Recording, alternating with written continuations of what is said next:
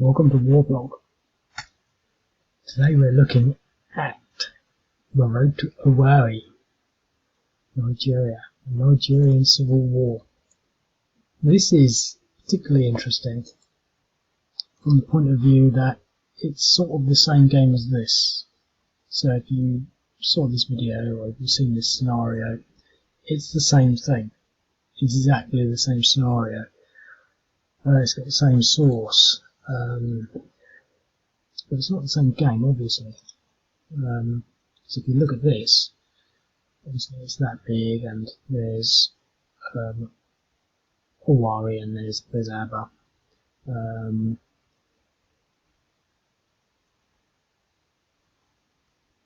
From Ihie to Aba. I did ask, I did sort of question, where is Owerri? Is it along here? Because I thought it was. This road sort of tends to go more like that, or is it sort of over here? Or well, we haven't answered that question because I did a bit more thinking. It's, I tend to do a lot of thinking, but obviously it's the same reference, and I do like this reference. I'm not going to read it through again.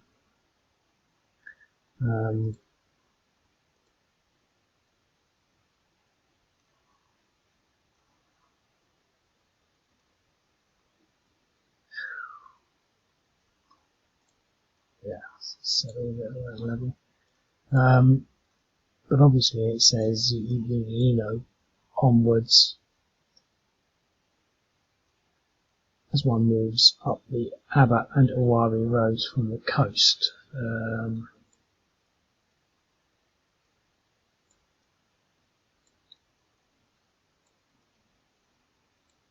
Federal soldiers talk often of mercenaries earlier on the road to Owerri. So I'm assuming earlier on the road to Owerri. So they're going to Owerri. But there's Ihie and there's Aba. Asa is probably down here somewhere, actually. I forgot to do that. So that's that little barrel there. And I thought, well, where is Owerri? It's actually there.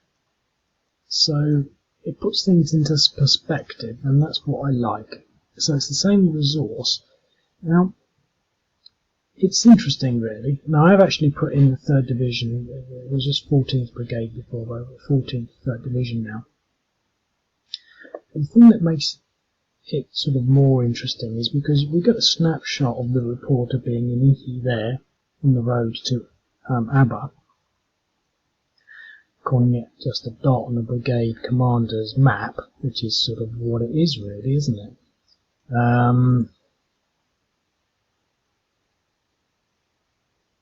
Just a dot. There it is there, out of all the other places.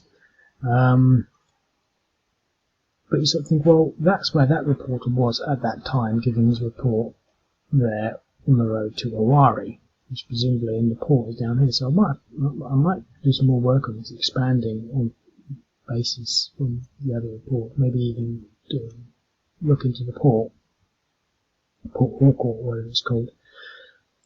But you sort of think, well, presumably there were more forces elsewhere. But what did the front look like? So I've assumed that the front was more like this, and that he was talking in reference to that sector, that presumably there would have been another sector here in some capacity. The front line might have been like this, but it might have been more like this, or it might have been more like that. We don't know the orientation. There's no real reference to that. But if we were to take that as the default, I think the thing to sort of say is, if this is the road to Owerri, and it goes through Aba as the next sort of place to take, or presumably Owerri would have been the next one, with the bridge over the river onto Uburu, Nekede, and Owerri, past Ihie and Aba. But the thing is, if that's the route they took, you can probably see where I'm going on this. If they started there, well, they were actually starting there, so we're assuming that they're coming before that. If they go that way, which is black,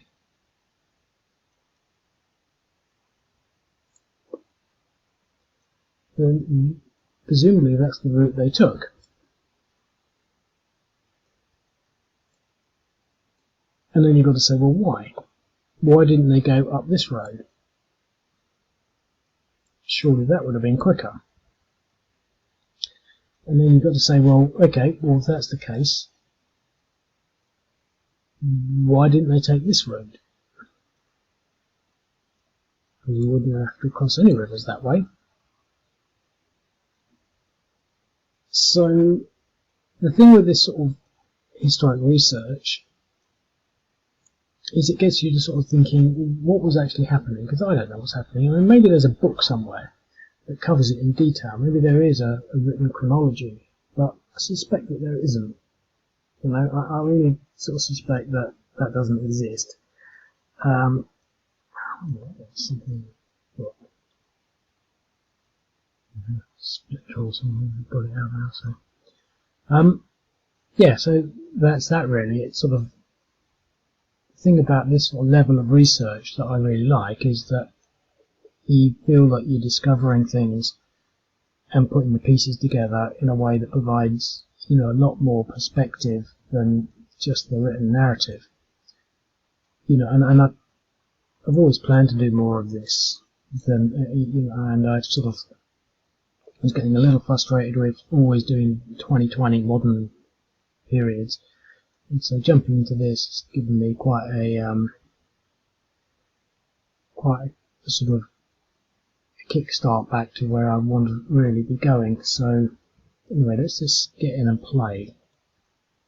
I've no idea what sort of strategy to play really. I mean, I guess there's 4 primary things. There's this sector.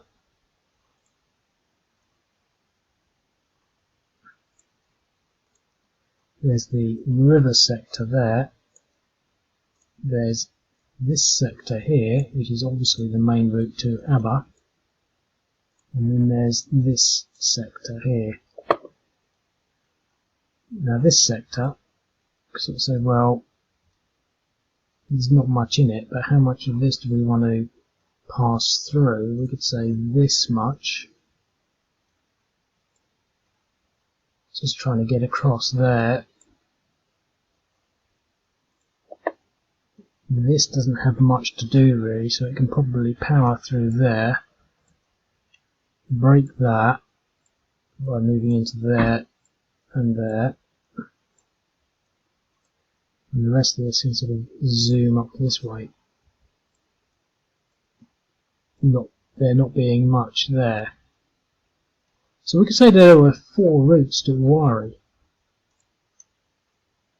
You know, obviously this one is probably all the same, but this one goes, you could say that this one is maybe has higher objectives, with this one being, say, trying to come this way.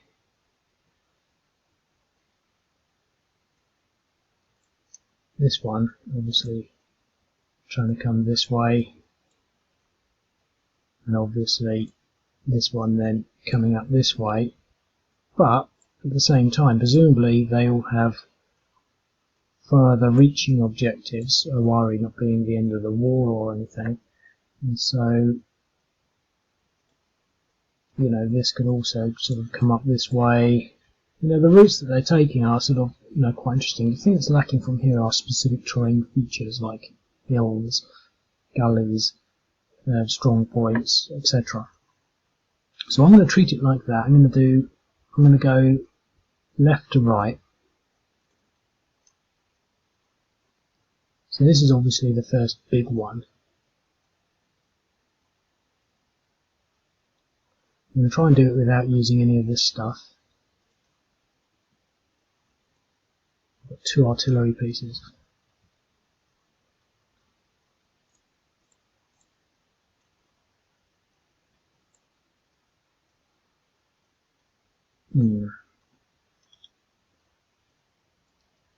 So if we do that, one of these artillery pieces is coming from somewhere else.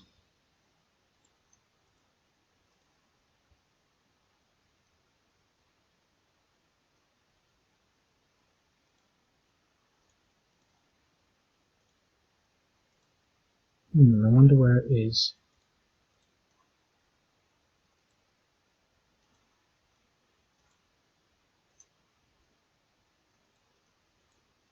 Unless I've messed up.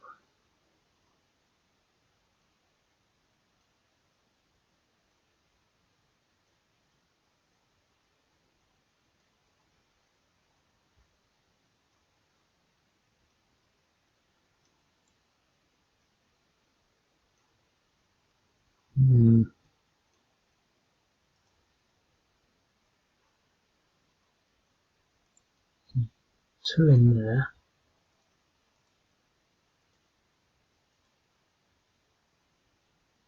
Two in there.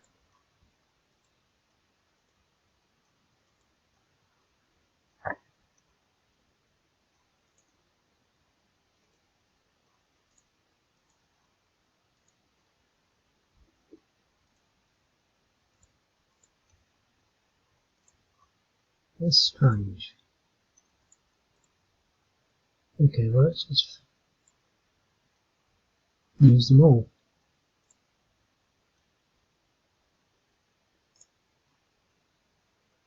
See if we can figure out where that one was. So it wasn't one of those, it was that one. Look at that.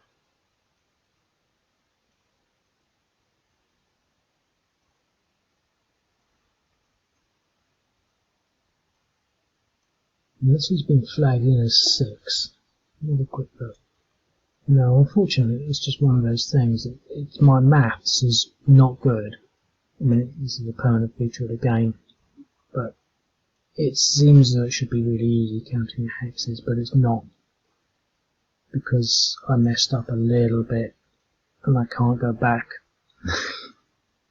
Not without translating 720 games. It's quite hard to calculate ranges. It's mostly quite good, but it seems here that the difference, the error is the fact that it's on the same row. 1, 2, 3, 4, 5, 6. It's clearly out of range, but it's probably calculating, because it does all sorts of weird things. Trying to calculate, because this is 3AL, this is 3AM, 3, 4, 5, 6, 6AL. So it probably thinks that 6 and 6 it's on the same, and so it's calculating 4. So you probably find that he can't hit that. You see, he's not in there. Oh no, there he is. He's still something weird.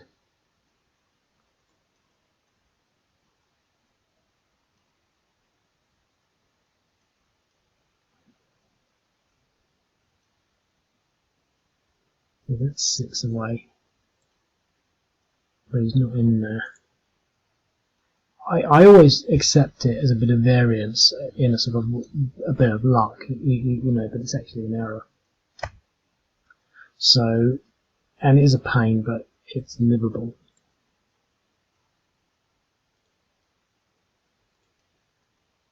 Perfect. It's me being punished for having it. Oh, extra range. Okay, so we're doing 2.6. So that puts him at 0.3 and 2.8.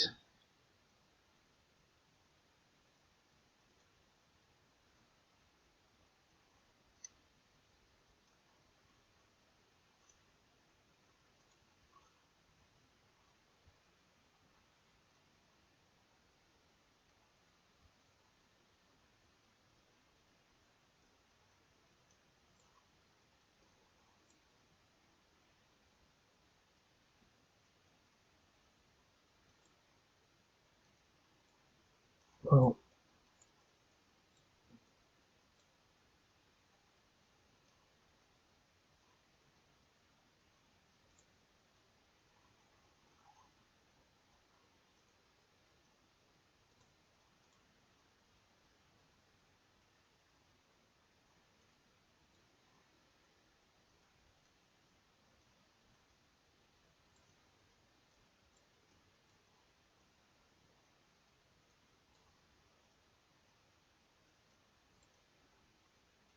I feel I'm going to have to bring him in.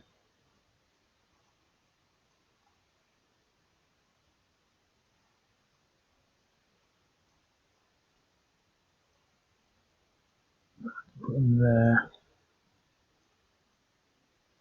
I'm going to put him there actually. I can't do it. I can do that. Oh, messing everything up. I'm putting him in because I want some.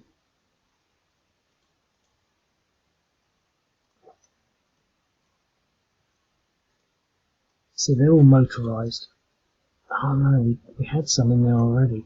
I just wanted some mechanised in there, but we had some already. Messing it all up. I really want to take this hex, that's what. Just putting everything I can without committing too much from that second section. Oh, got it. And that was close actually. That was close. I did it almost exactly right because if you look, 11.8 and 2 12s is 24. So we had 0.24 spare.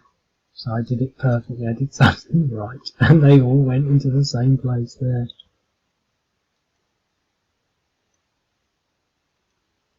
Right.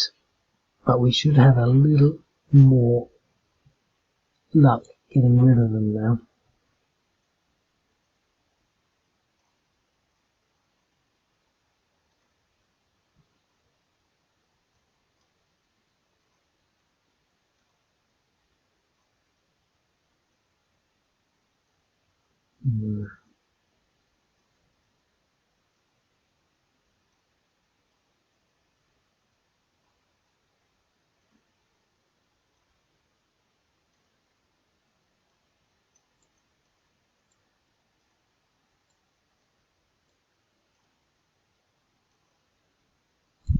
Well,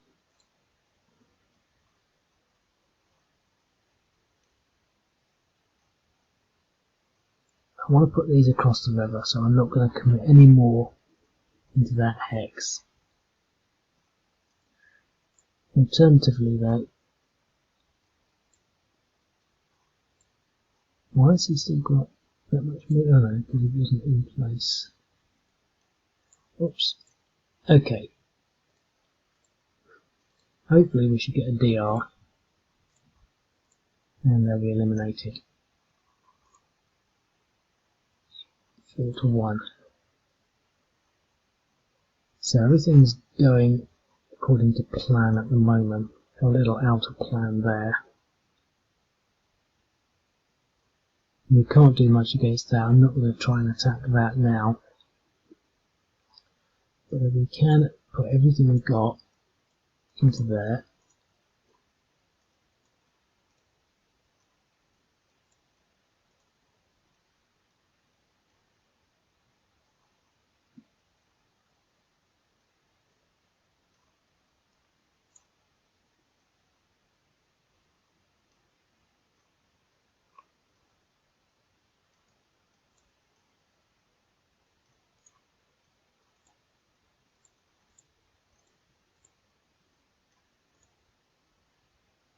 Two to 1 the DR.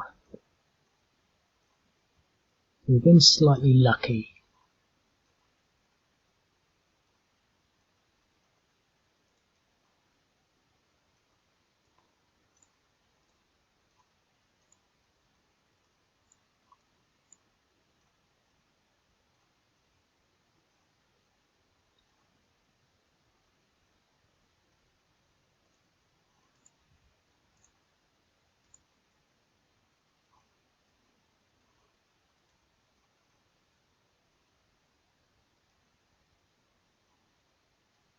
So that's that sector complete. I don't want to attack there because although I might get possibly a 2 to 1, it might be just a 1 to 1. Because I get the surround, 10% surround, I get the armoured mechanized, the armoured fighting vehicle bonus, but it's not enough, and I think that they're going to probably run away. But the next turn, if they don't, we've got a lot we can bring to bear. They certainly won't get a 2 to 1 unless they bring these things down. So I think that sector there is complete. We've got a bit of overlap there, but that's not sort of too bad. Here, the thing is, when we go across this river, we won't have any bonuses. I mean, sorry, we won't have any movement left. We'll just stop. So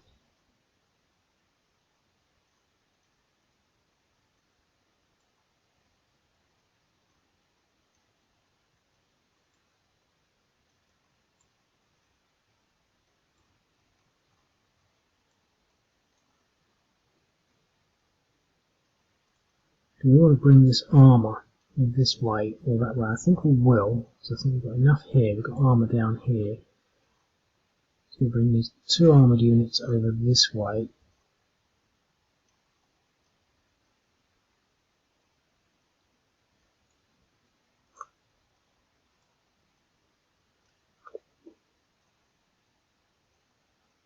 But I don't want to be fighting across that river.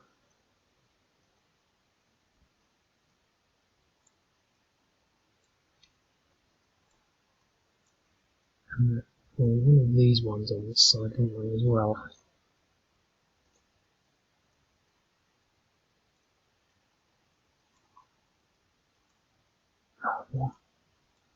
Right, so that's that.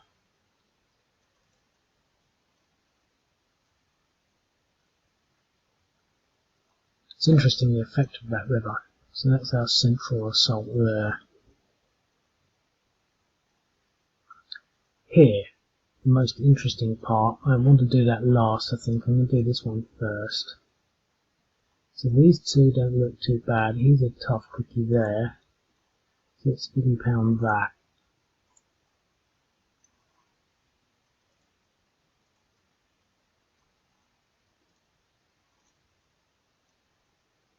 Okay, so 0.5 and 0.5.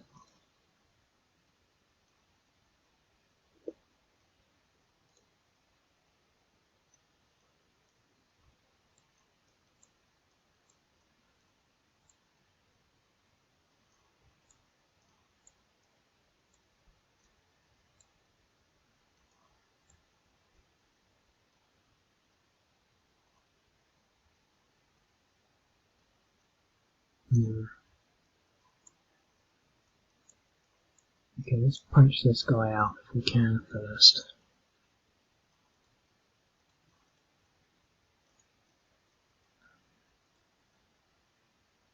Exchange. So that was bad, but at least it wasn't the worst place to have it. We could have had that over here. I think we've done well to make ground there. Here, we've got a similar assault going in. Another exchange. I'm not going to do that attack now. So that's the big difference. On the exchanges you lose all momentum. You know, if we'd beaten that, we would be able to swing around here, bringing more onto that. Winning there, being able to swing around into that hex. We could have got a complete surround on that. We'd be fighting that hex now, but that didn't happen. So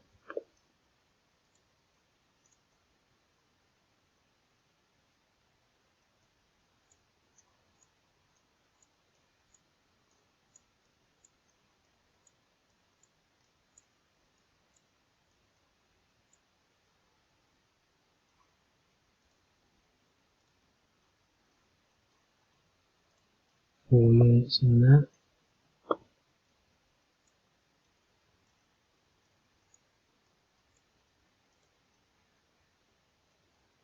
We've even got artillery, look.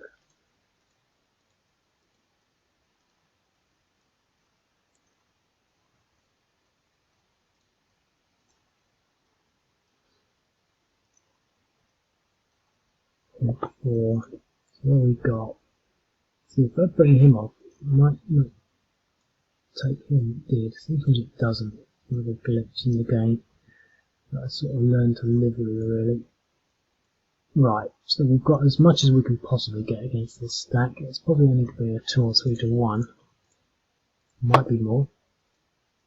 But I'm feeling lucky. We got armoured in there, so it might be a 3 or 4 to 1.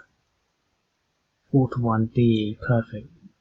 Our roll of 1, so we pushed him back, so we're heading into Ihie, which is what we want.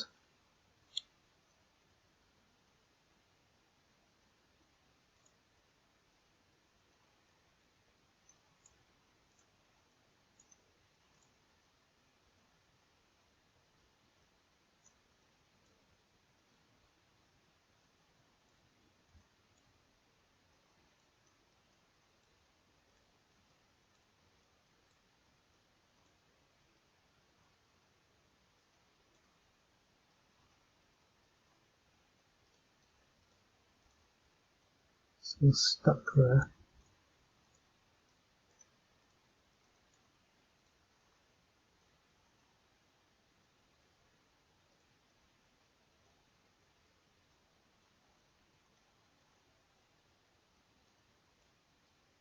Look at that.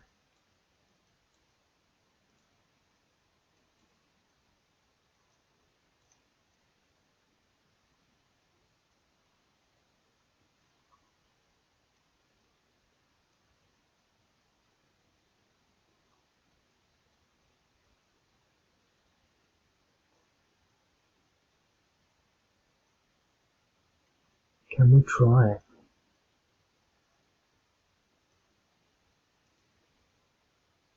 It's so tight.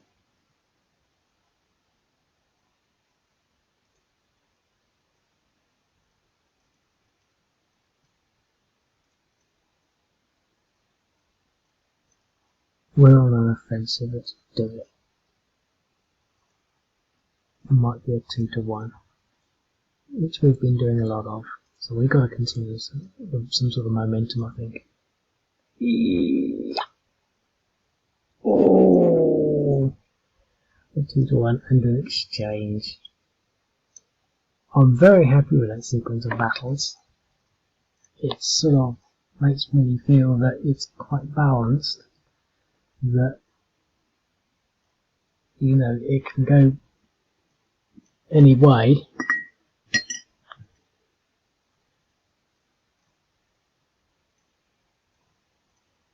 We didn't make any major mistakes.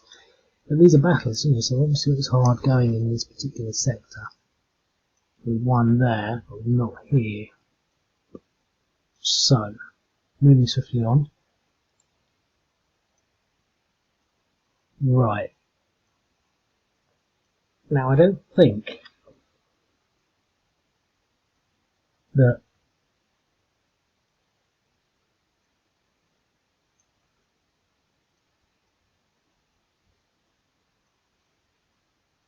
there's no hope. Well, I'm not sure what I'm saying actually. I was sort of thinking I've got an idea of how I feel about this game at this stage.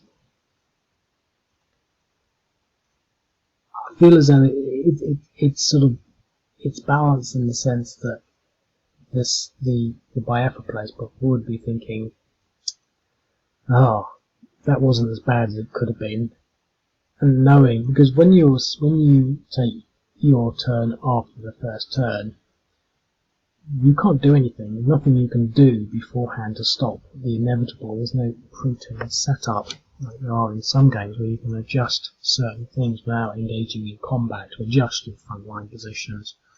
I've played quite a few games where you know certain things are going to happen in the first turn, and you're sitting there and you know when that first turn went well for you or went badly for you, but there was never anything you could do about it because it's the setup.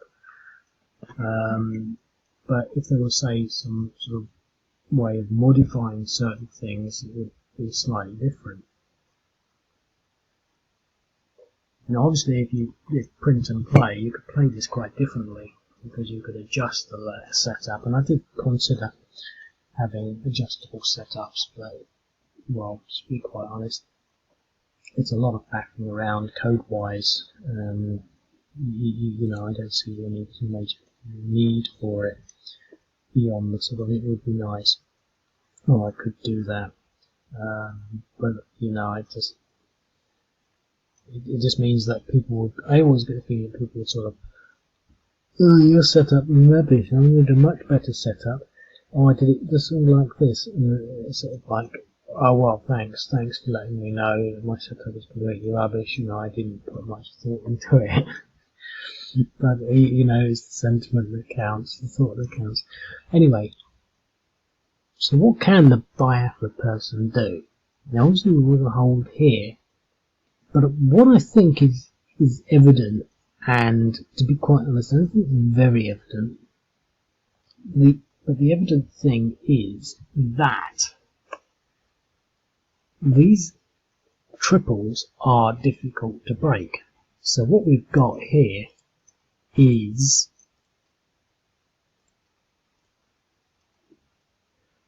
we got this. That's a double entrenched, double entrenched, double entrenched, double entrenched. So this is our sort of line. They're still entrenched, they're still entrenched. There's a double entrenched there. We've got single entrenchments. Let's put those like this. We've got one of those there, one of those there, there, there. And then obviously we've got the single entrenchments.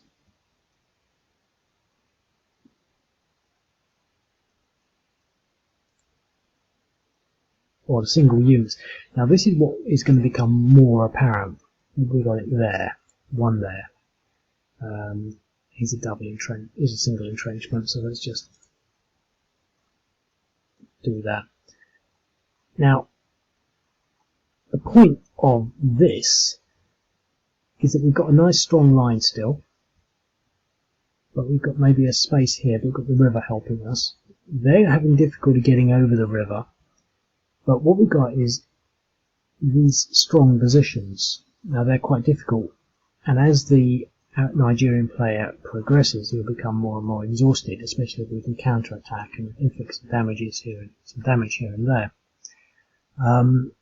But what will happen bit by bit is our defensive line will be at this level, the pink circle, where they're not entrenched and they're on their own and they've been damaged. Now we can leave him there, but he'll probably be pushed back, no doubt. But at the same time, it still takes effort and units to do that, but he's probably going to get 4, 5, 6 to 1 against it. So these are actually strong, and they're not going to stay strong. So, but we will end up with a front line that's more pink than anything else after these fall. So on this line, we could sort of move him back to, I don't know, we could move him back. We could leave him there, or we can move him back, say, he's only going to move 1 hex, we can move him into there, causing a problem between that, which I think is probably more tempting, because then he'll have to move units around, but they are mobile units, and these are the infantry. So that's probably what I'll do there, but here, we've got a strong position, but I don't know. So the other options, of course, are what we've got up here, and I could deliberately do a lot of this, so that because there's a lot of scope for moving around on the map, so we can move these units sort of almost anywhere. So the biofree player has a lot to think about, I think.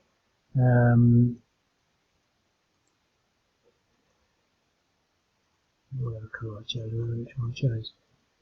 Sort of grey. We've got reinforcements there, we've got reinforcements there, and they get reinforcements fairly steadily from points throughout the game, but they become sort of fairly worthless. We've got these units here that presumably are going to try and hold. So this is going to be our sort of defensive line. So we can either bring these down in some way to form a defensive line, or we can try and bring them down even further to help with the defensive lines further down, etc., etc.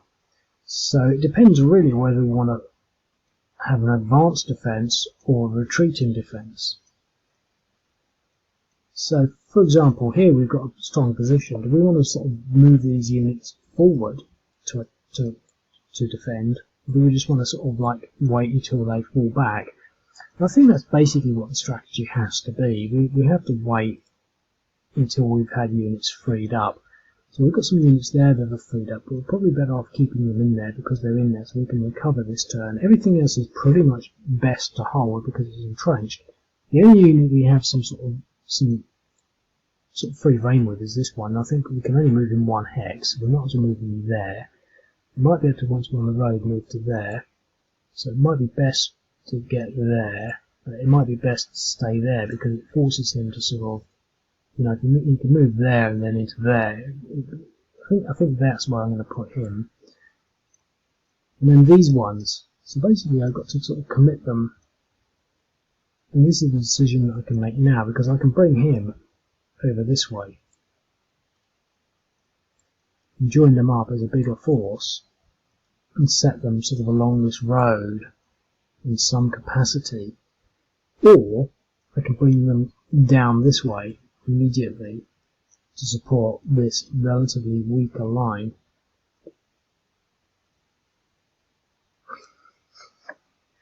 I feel like asking you what I should do. I feel like saying, what do you think? I can't decide. And I think that's the nature of strategy, and that's what I really like about this game, is that scope of movement. And I do like that sort of movement in, sometimes I'll put a map together like this, but you've got to think right at the start where you want these in 3 turns. And then really, we could do it like that, join them up. We could send them both down this way. What are the options? We could send them both down this way. Send them both down this way. We could send one down here and one down here. We could send one here and one here. And when I say one, I mean one, the whole block. We could send this one or this one. So we could send them both down here. We've got so many options. Or we could just leave them up here and get them entrenched. So we could think ahead again, thinking ahead. So let's just reload that so we can get a new sort of thing. So again, we could sort of say in advance we want to position these. I'm not going to think too readily here, but knowing that they're going to advance probably quite quickly, we could think. This is where I think there's not enough time in the video to think clearly like this. It's the sort of thing that you might want to sort of say. If you're playing with your friends, you might sort of say, well, let's take a break here and we'll start this tomorrow. And then you can consider it and think it, But, you sort of say, well, okay, I'm going to put these units, I'm going to take these this way, and then I'm going to create a defense. I'm going to put 2 in there, and 2 in there. And then I'm going to bring these ones over. I'm going to put 2 in there, and 2 in there, just for sake of argument. And you might want to actually shuffle them over so you've got 2, 2, 2, and 2. But what you'll be doing, obviously, is creating exactly the same sort of defensive functionality that we've got here. Now, they're not going to take 7 turns to get there, but they'll probably take more than 2 turns. So by the time they get there, you'll have this extra defensive line there that's dug in, not entrenched, dug in. And that's it, and they'll have to battle their way through it. And you sort of think, well, okay, well that's 2, but we could have this one as a 1, and this one as a 1,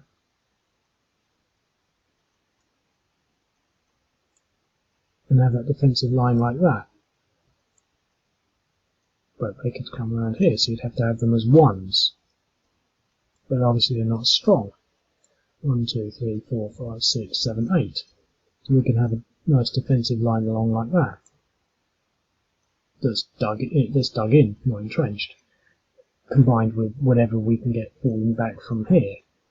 So the question is, what do we want to do with them? Plus we have other reinforcements coming in.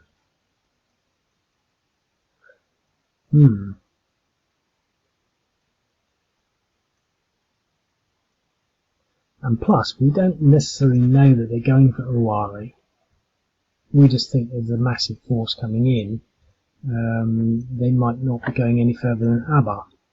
So we might want to say, well, we're going to bring them down here, create a defensive line there, a defensive line there, a defensive line there. But remember, just like here, they can just cross the river. It just means, so these aren't sort of really that critical, but they just slow things down.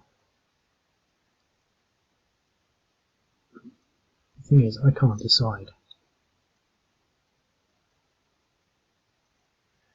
So what I'm going to do is I'm going to bring him this way and try to get him as near as there as I can. So probably going down here, something, and I'm going to bring him straight down this road.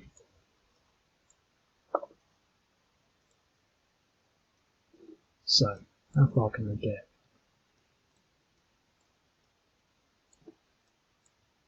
I am enjoying this. I just wish...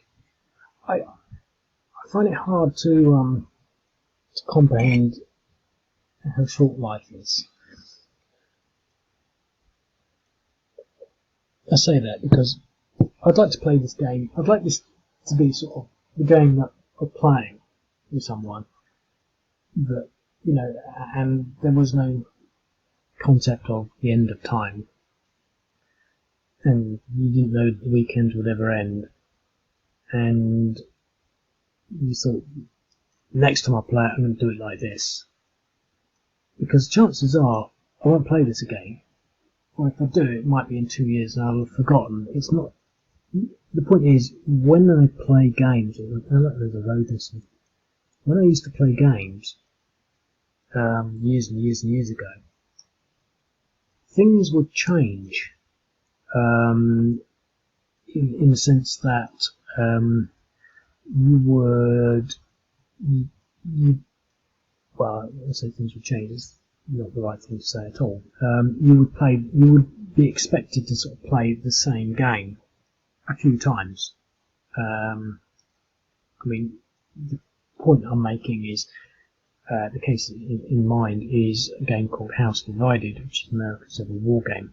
You must have played that, well, I couldn't even guess really, but over 20 times, and that would be quite a conservative guess. I'd like to say 50 or 100 times. It used to be the sort of thing that you'd start off a gaming session with, a quick game of that, and that took like 2 or 3 hours, and you might play it twice, or if it was late, you'd play that. But the thing is, what I'm saying is, you could sort of, that it would be in that space. You could sort of say, oh, let's just throw this one together. Yeah, last time I won, but I think I'm going to play this strategy, bring them down here, and then you would understand the difference and the subtleties between one strategy and another.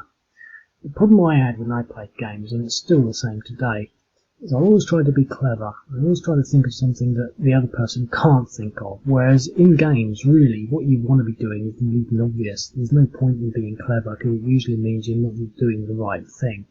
And I would always send things around the long way, and they wouldn't get there. You wouldn't play them in the game. And it's sort of like, well, you just lost half your army because you sent it through the marsh, thinking that you could sort of like, because it was unexpected, you know. And then they get bogged down, and then they arrive at the end of the game after everything else has been destroyed. That's how I played games, and always didn't do very well, really. But anyway, that's something else. So that's as far as you can get. So you can get as far as that. So let's just do this.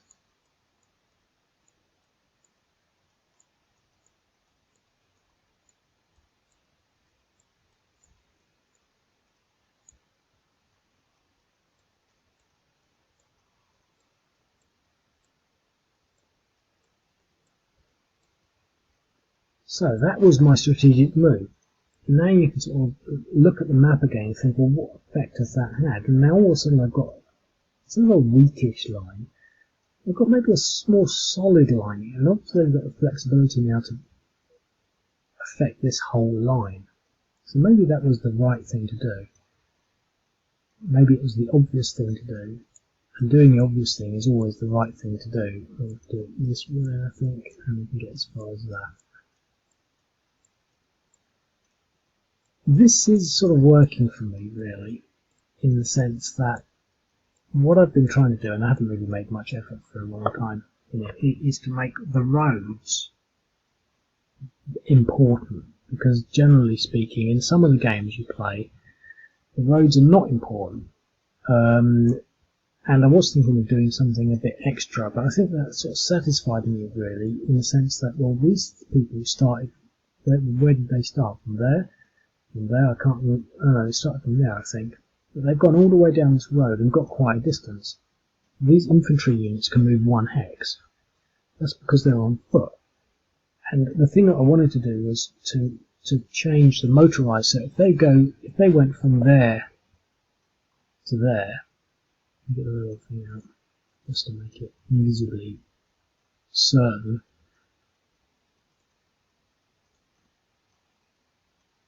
If I set this motorised unit from there to there, he would end his turn. But obviously if I went down the road, you could go 1, 2, 3, 4, 5, 6. How many hits did we get? 1, 2, 3, 4, 5, 6, 7, 8. You know, it's a hell of a lot different than going 1 hex. Now, currently they could probably go about 3 hexes. But, you know, the roads do make a difference, and I really actually sort of want to start. I have considered it, but because my brain is not fully meshed in gear, I am uncertain because there's so many variations and possibilities, the sort of knock-on effect that it would have. But I really want to make it so that the roads give you, you know, you have to fight over the roads, and if you want to go, as I've said, for example, this is bush, but if you want to go cross country, to get from there, say this way, might take 2 turns. But to go from here, it'd take 1 turn, because it's along a track and a road. With the motorised vehicles, I did consider what you call debusing, but I decided not to. It's quite big, obviously in a lot of theatres, but it's quite big in the Soviet-Afghan war, because they would have their armoured vehicles which had, you know, sort of like heavy machine guns on, and they would debus. They had a term for it, and then they'd end up with 2 units. You'd have the armoured fighting vehicles with their heavy machine guns and cannons, and then you'd have the debused infantry, so you have an infantry unit, but that's sort of to some extent more tactical, and you know, once they were separated, but the problem we got here is that I would have to include both units. I'd have to include the infantry, I'd have to include them like that, the debused unit on its own, and the infantry on it, the actual the vehicle unit on its own. And I don't want to do that really, so that's that. So those are my main objectives. Everything else here is going to stay, I think. I'm not going to move any of that stuff further down. I don't want to move any of these other things out of their defences. We've got a little bit of adjustment down here. Now the thing is, I don't want to be losing my dug-in capability there. So here, I've got 1 move down here, and I think I definitely agree that I want to be here, but I'm in the zone of control, so that's my move. That's pretty much the only move I've got. Everyone else doesn't want to move because they don't want to lose their entrenchments, but we've got some artillery fire. I wonder if we can hit them. That would be a nice target because they're open, a soft skin. Well, we've done 1.6, so that's the start of the damage. They won't be able to hit anything.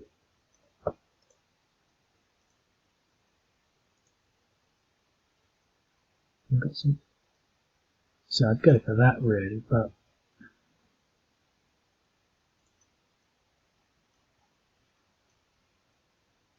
I don't know if you can get there. See, it works like that. Might as well go for that.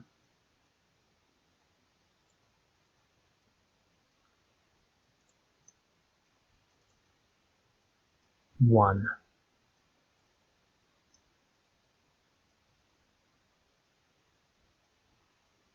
And it was on. I've got the 1 against that, so it's obviously quartered. Right. And that's it. So all that talking, I don't think you can get anything. No. All that talking, and there was hardly any movement at all.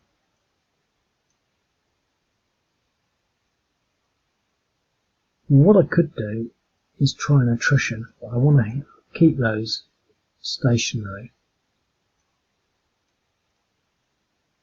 Let me try an attrition against this because there's quite a lot of units in there.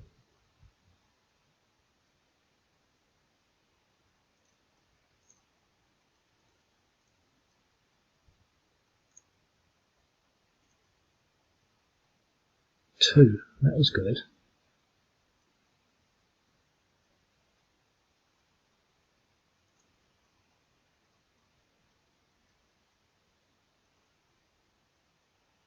But it's 51 minutes. I don't want to get into another round. But I think I did enjoy that. I'm not going to do another turn either. I think there's a lot of scope on this game, just generally because of the scale of the map, the implication of the roads, which seem to be working fairly well. The rivers are a bit of a red herring, because what I think you've got to do is you've got to decide which side you're going to be on. But I think once you've got control of the bridge, or the bridges down here, you could probably get across there quite quickly, and as you move up, the more of these bridges will become open. So I don't think this river is such a big thing, but when you're up against it, it will probably have significant effect on flanks, because you wouldn't be able to just move into there and attack, because that would be the end of your turn. So these two rivers, they're actually streams that represent things that you can probably get across at some point, as opposed to major rivers where there is no crossing point at all, other than a bridge or a ford. One thing that I am contemplating doing is ferries.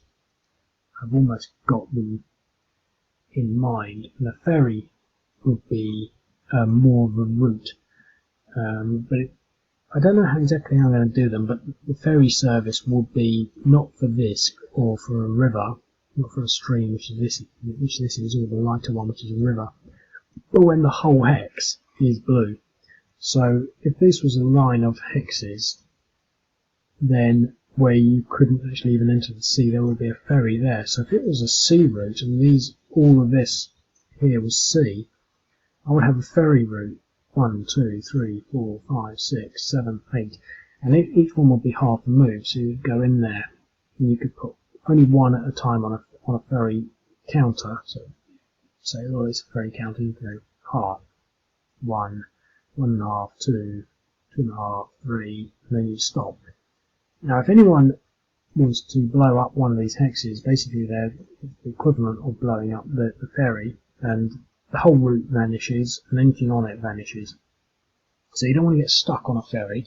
You want to use it as quickly as possible, and they can be targeted. That's something I want to do, and also to somehow add ferries across these things. So if we've got somehow, but maybe to actually include it like a bridge, but a ferry would have limits. I don't know. Anyway, I'm not going to do another turn. I'd like to. That's what I'd say. I'd like to play this game multiple times, but time is so short, etc., etc. Yep, and I'll speak to you later. Cheerio.